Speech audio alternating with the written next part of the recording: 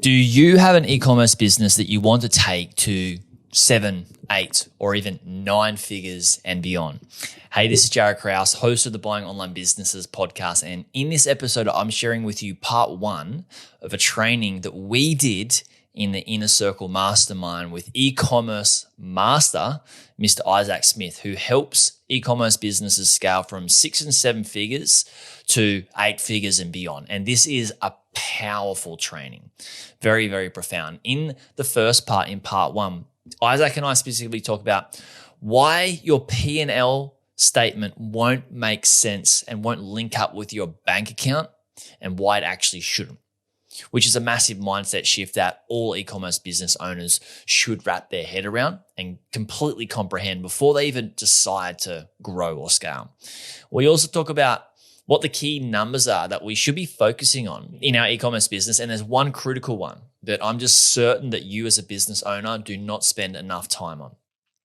Then we dive into talking about what to do if your business is not profitable, which may be a brutal step to take, but absolutely necessary if your business is not yet profitable.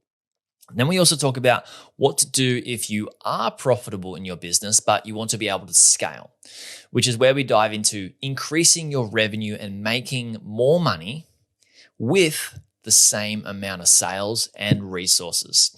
And these are the more strategic moves to be able to get to the next level in business. Now, this is such an invaluable episode. You're absolutely going to love it. Check it out. Today's episode is brought to us by Niche Website Builders, which is a company a few of my clients are using and have used for content creation and link building services. They do everything from start to finish. So from keyword research all the way to uploading your completed article for you. We've also had Bob members buy ready-made affiliate sites built by Niche Website Builders. So if you're looking to outrank your competitors' content and build better backlinks, Niche Website Builders and I have a special deal for you. Head to nichewebsite.builders/Bob. I'll put a link in the show notes for you. But again, that's www.nichewebsite.builders/Bob. Do you want to start investing in websites but don't want to drop $20,000 or more on your first investment? Check out Odys, where you can buy premium age domains to build a website on and add Odys done for you affiliate site package to help you grow your website and get seen. Instead of buying a crummy website that's been built to sell with no authority, buy a premium domain with built-in authority, great SEO, and fresh quality content for your website. Head to odys.link/Bob podcast to check out their great deals. That's odys.link/BOB podcast. Link will be in the description too.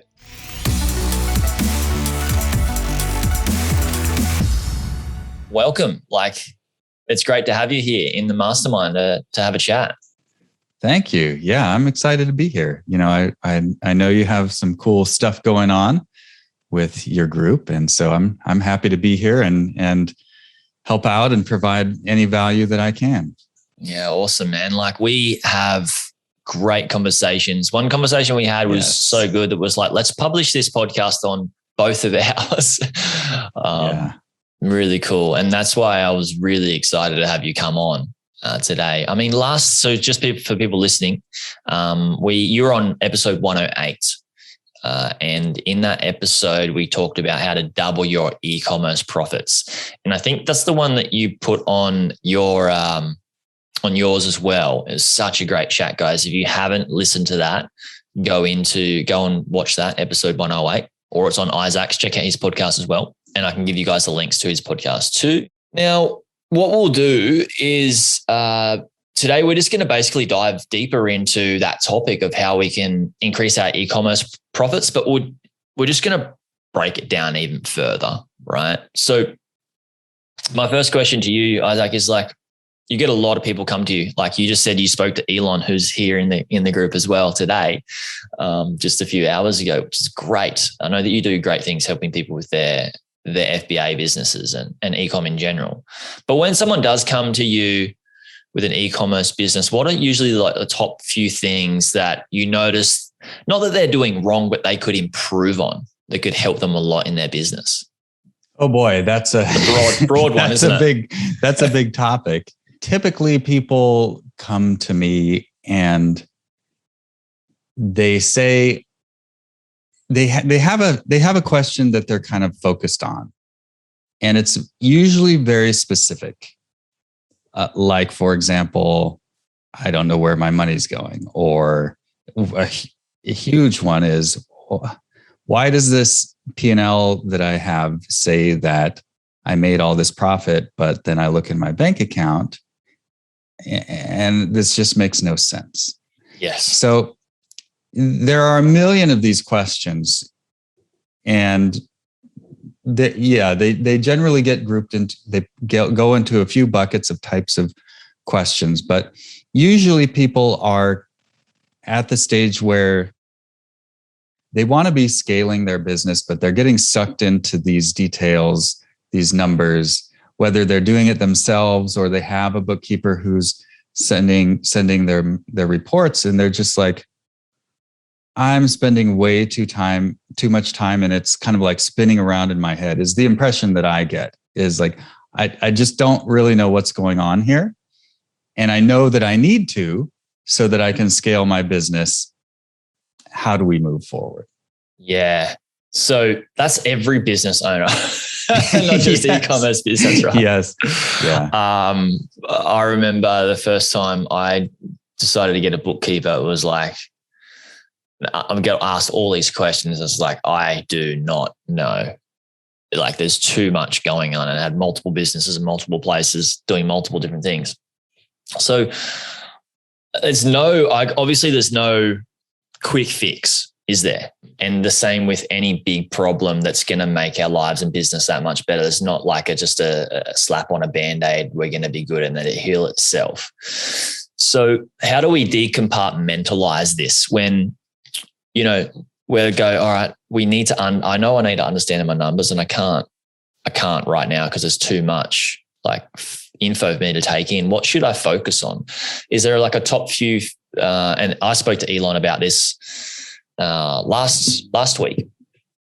There are a few things that we should focus on with our books, and a few numbers that we should be focusing on more so than the other ones.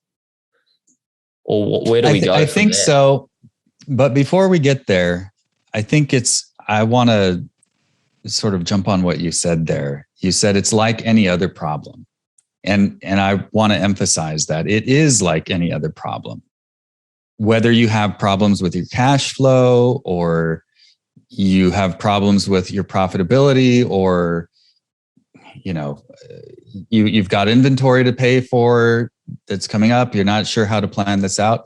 Like, all of these are problems, and it's like any other problem. So when you have any problem, no matter what it is, what do you do first? Like, there's actually a methodology to solving any problem, right? First, you have to figure out what it is. You have to define the problem. So you have to do a little bit of research, if that may be. And I feel like entrepreneurs, we want results now. And we oftentimes, and that's what's got us here, right? That hustle and drive and just the persistence is brought us here, and everybody else who isn't here, right? They're not entrepreneurs. So I don't want to say that's not a good thing, but sometimes we have to be willing to take a breath, slow it down a little bit, and actually analyze the situation.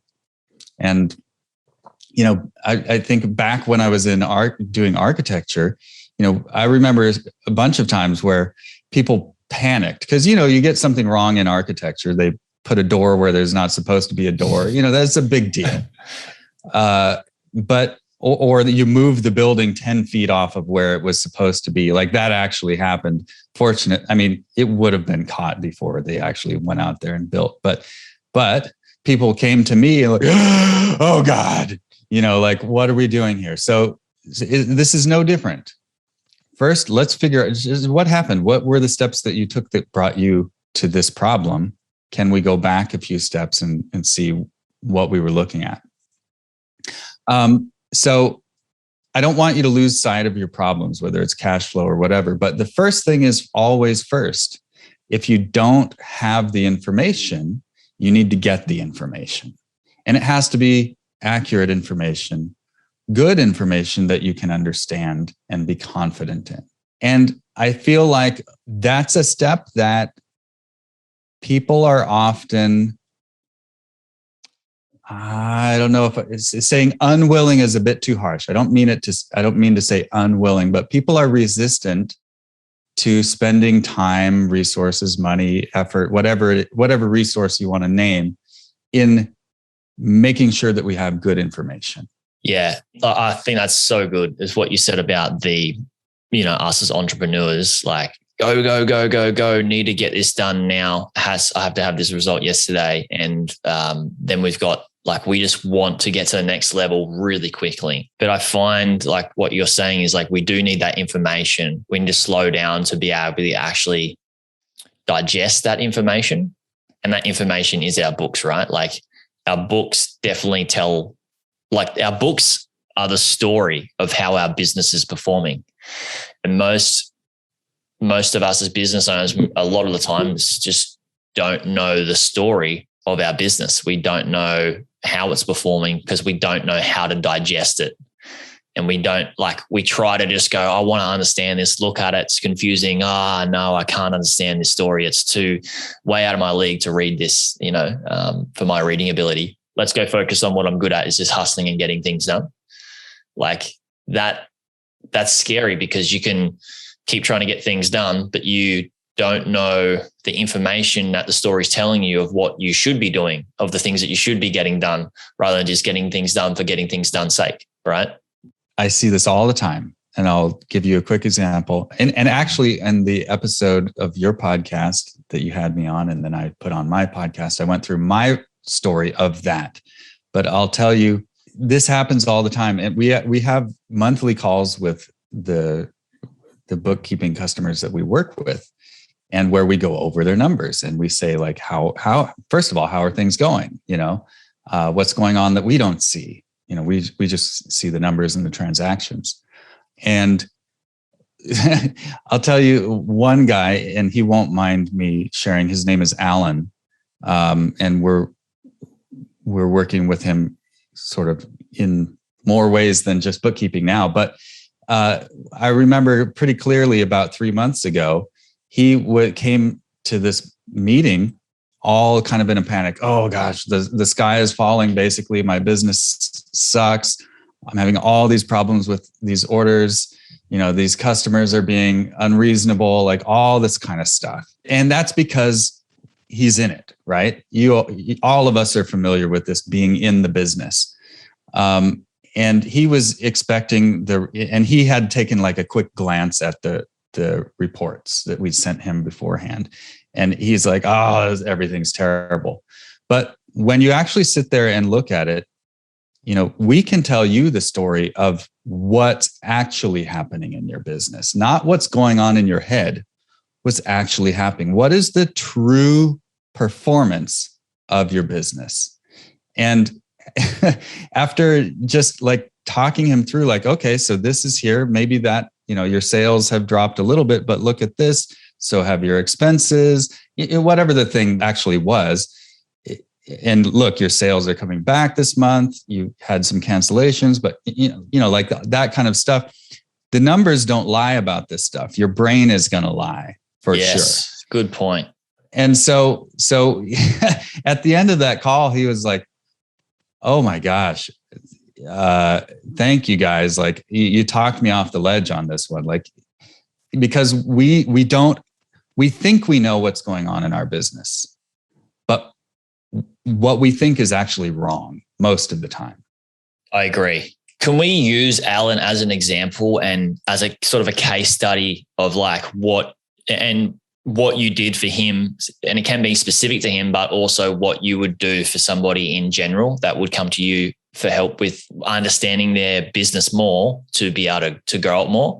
So like where would we go with either Alan, or what is a typical, like, all right, you need to understand your numbers. Where do you send them back to find out the key numbers? Are there some key numbers they need to understand more than the other ones? Where do we go with this? Yeah, I think it probably would make more sense to just start now answering your question directly. What is it that we should be looking at? What are some key numbers? Everybody's going to be a little bit different, but here's some things that we should all be looking at. Of course, revenue, right? That's the number that we all get fixated on. But more important than revenue is your profit. And a lot of us don't spend enough time thinking about your profit because, if you're an entrepreneur and you're in hustle mode, you can do a lot. Hey, profit first. Yes, Elon. I'm a big proponent of profit first. An entrepreneur really has a lot of power to juice the sales. There's so many things you can do to increase your revenue.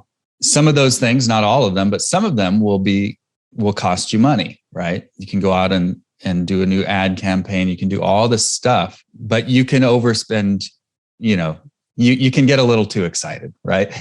And so a lot of times we lose sight of the actual reason we're here because you can't put revenue in your profit in your pocket.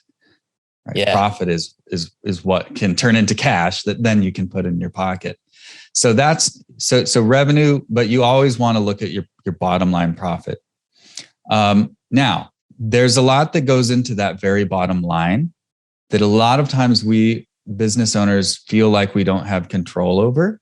And a lot of times maybe it's travel. Maybe you've snuck in some personal things like your internet plan, right? All of that stuff is going to make your business look like it's doing worse than really you think it should be doing, right? That's in there for tax purposes. And yeah, it's a legit expense, but we can start to muddy the charts. It's a really good point. That's a really good point where the business could be profitable and then we go, I'm just going to claim this course on tax deduction. Mm-hmm. Yeah. I'm just going to claim this on a tax deduction. We go, actually, am I working for free? Whereas hang on, these things that you've used, like traveling to a mastermind or traveling to wherever, you haven't worked out the ROI on that, but there is an expense and you are probably getting an ROI on that as well, right? Yeah. And so I don't think there's anything wrong with that.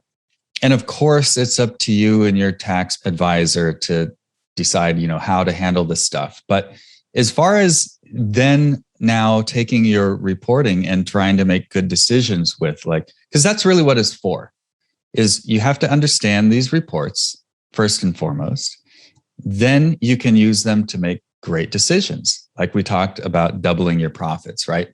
Well, that first is get the reports. Second is understand them. Third is use them to make decisions. If it's so muddy with all of this stuff, it's kind of hard to make decisions. So one of the things that I like to do is just kind of separate that out as like an other expenses. That's something that we do with people, with our customers is you'll have like your revenue and then your cost of goods and then your operating expenses. Then you have an operating income. That's your operating profit. Then you can have other expenses like travel and courses and all of these things. So that's just like one tip. So then you can look at the top part of the sheet and use that to make your decisions. But I was saying all of this to get to the next thing is one thing that is really, really critical is your gross margin, your gross profit. And if you're not following the lingo, that's your income, your sales, your revenue, minus your cost of goods, forgetting all the operating expenses, because that's your real profit on your product. Like, what does it cost to order the product? What does it cost to get it here in the warehouse, able to be shipped? That's right? What allows you to get what you would call the profit margin, right? Yeah. That'll give you, your gross profit margin. So I have a friend who acquires businesses like a lot of you do.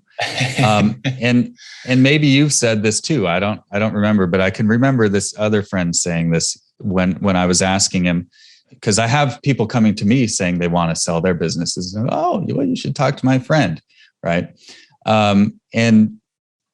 And he'll look at these and go, nah, or, oh, okay, kind of interesting. And he says, I can fix anything except bad gross margins. So bad margins on the products themselves.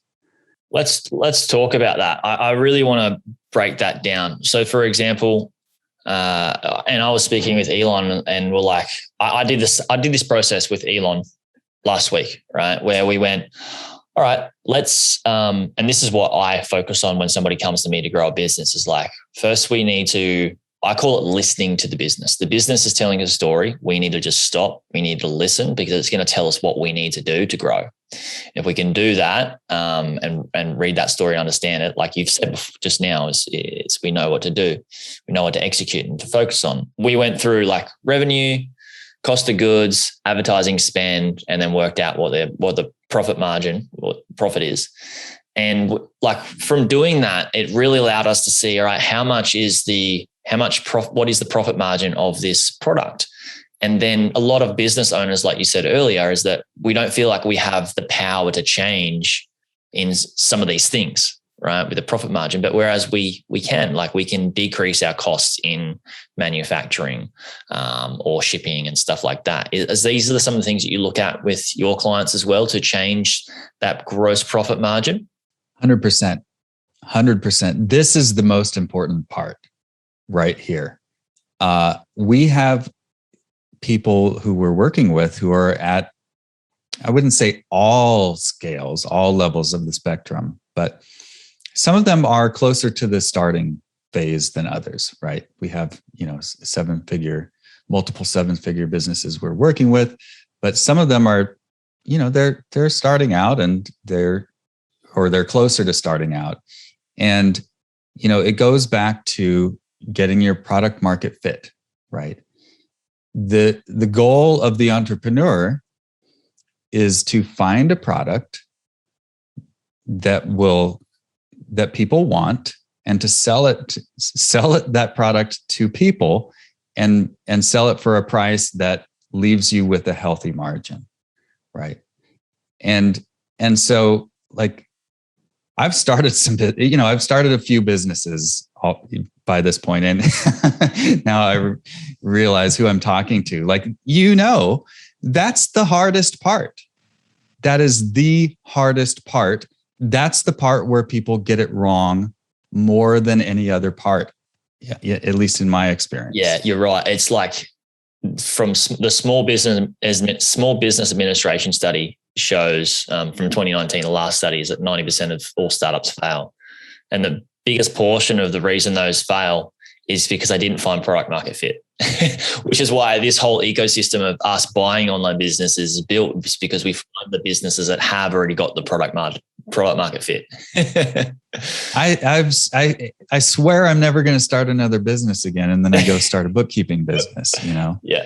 What am I doing? But that's it. So the product market fit is all about it's all about gross margin. I sometimes struggle with, I just can't help it because I want to help people. But a lot of times the answer is not in the numbers. Well, the answer is found in the numbers, but it's not in changing things in the numbers. The answer is sometimes you don't have the right product here. Go start again. And I can think of one of our customers specifically who she's amazing. Like, she's an incredible business owner, and her numbers are high revenues, but the gross margins are just not good enough to do what she wants to do. And so my advice to her is like, you've got so much. I would stop with the marketing. Like, don't totally stop your marketing because your sales are going to stop because they're based on PPC. But rather than going out and doing this new marketing initiative that you're not already doing, go out and find a different product. That's my message to her. And that's what the numbers tell us.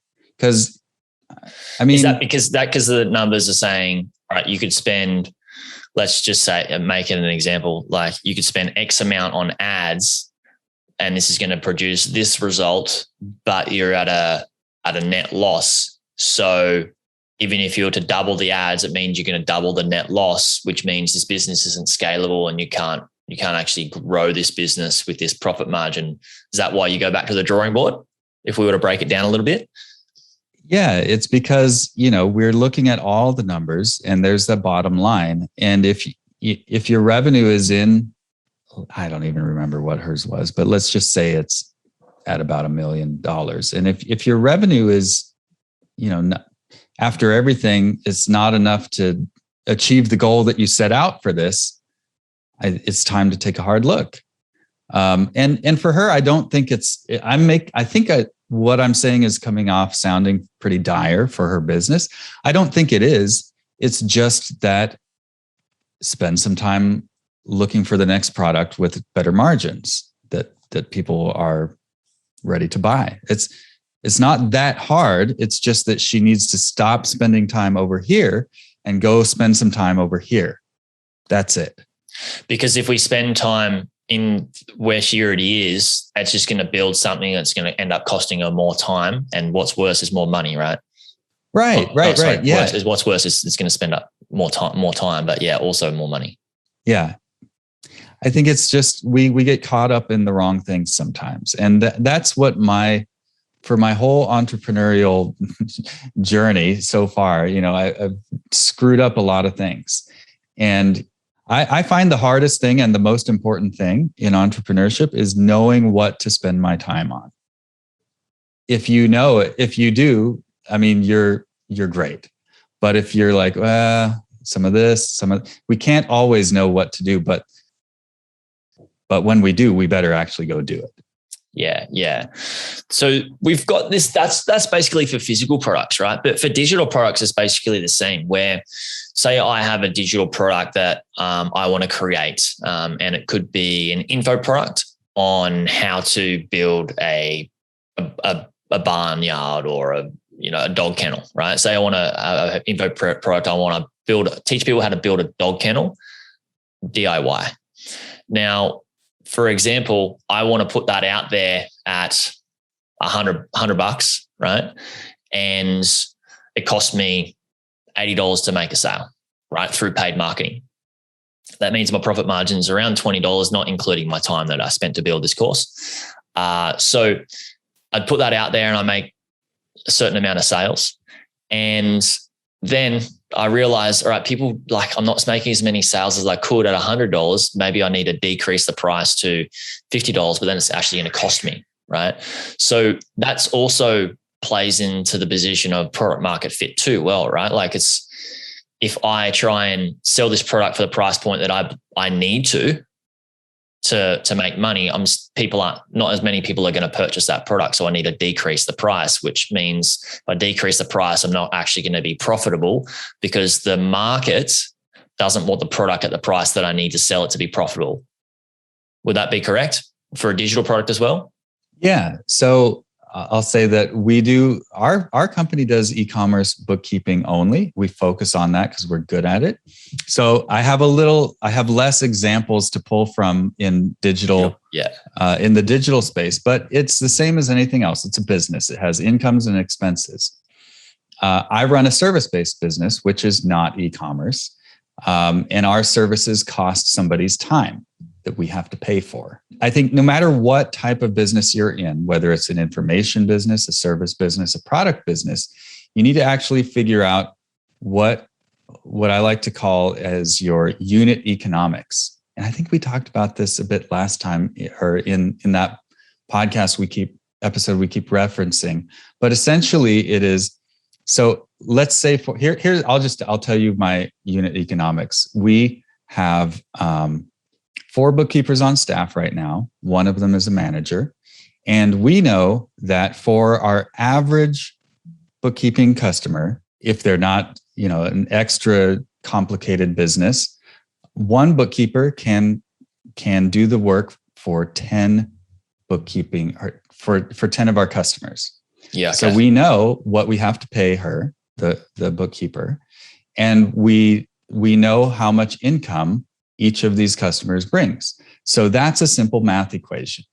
Then as you scale your business, you bring on more customers. Okay, we need to hire a new person. So your products are the same way. It's cost of sales. You can call it cost of goods. You can call it cost of sales. So in info products, they call info products scalable because your revenue doesn't scale, or your costs don't scale with your revenue the way they do in a goods-based business or a service-based business. Maybe, right? Depending on, exactly like you said, how you're marketing it. Sometimes if you have this elaborate marketing funnel, that is going to take a considerable amount of money out of your revenue. So either way, it's all the same. You can if you want, you can even put your advertising dollars in that cost of sales up above the operational costs. If it is like a direct cost to get that sale. That's it, guys, for part 1 of this episode with Isaac Smith. And you can find out more on Isaac and what he does over at summitecommerce.co, and check out his podcast at the Next Level Podcast as well. There'll be links to these in the description below. In part 2 of this training, Isaac and I talk about how to increase your average order value and your CLTV, which is your customer lifetime value, with real world examples of clients that Isaac has and shares with us, and real world examples of how I've been able to do this with my mastermind clients that I share those stories with as well. We also talk about how and why 40% of your e-commerce sales should be coming from email marketing. And if you don't have that in place yet, you're definitely leaving money on the table and what you can do about it. We also talk about the future of the supply chain, not just in the economy we're in now, but where it's going to be in multiple years to come, and why we could be in for a bumpy ride, but also what we can do about it to decrease our risk and our exposure and preventing our business being choked. Then we dive into questions that we have from mastermind members around scaling our e-commerce businesses. Now, if you want to get access to part 2 or any of the other trainings with any of the other guests in the Inner Circle Mastermind, you can join the mastermind by going to buyingonlinebusinesses.co/inner circle. And there'll be links to that in the show notes as well. Speak to you soon. Hey YouTube watcher, if you thought that video was good, you should check out this video here on the 2 best types of websites beginners should buy. Or check out my playlist on how I made my first 100K from buying websites and how to do due diligence. Check it out. It's an awesome playlist. You'll enjoy it.